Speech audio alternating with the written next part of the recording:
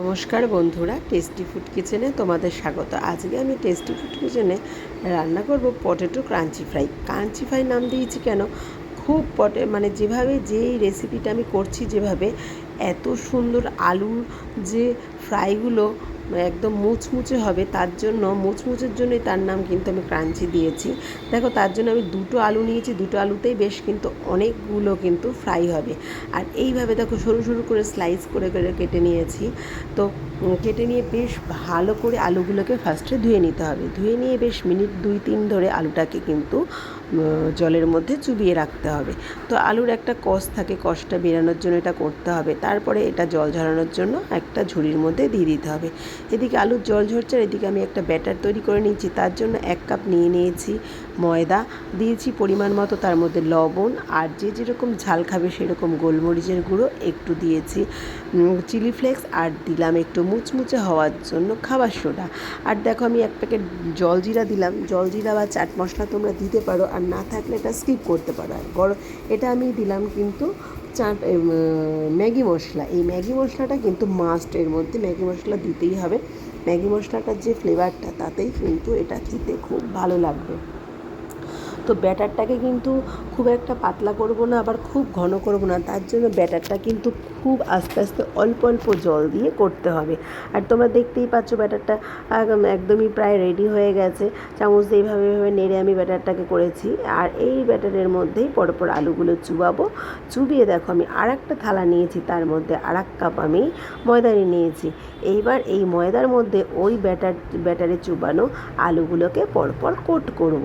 এইভাবে যখনই কিন্তু কোট করব, ময়দাগুলো ওর সঙ্গে সঙ্গে এরকম করে আঙুল দিয়ে চিপে চিপে লাগাবো, তাতে কিন্তু একটা সুন্দর শেপ হবে।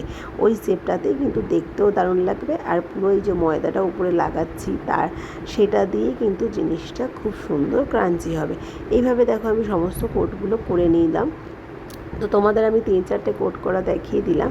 এদিকে আমি কিন্তু কড়াইতে বসিয়ে দিয়েছি তেলটা বেশ ভালো করে গরম হয়ে গেলে পরপর কিন্তু এক এক করে ছাড়বো। কিন্তু খুব বেশি পরিমাণে একসঙ্গে ছাড়বো না, তাহলে গায়ে লেগে যাবে। আর গায়ে লেগে গেলেই কিন্তু ভেঙে যাওয়ার সম্ভাবনা থাকে, বা শেপটা ভালো হবে না। তার জন্য কিন্তু খুব বেশি পরিমাণে দেবো না, অল্প অল্প করেই দেবো। কড়াইতে একটু বেশি পরিমাণে দেখো তেল দিয়েছি, তেলটা গরম হয়ে গেছে। গরম হয়ে যাওয়ার পরে পরপর এক একটা করে কোট করা আলুগুলোকে আমি ছেড়ে দিচ্ছি।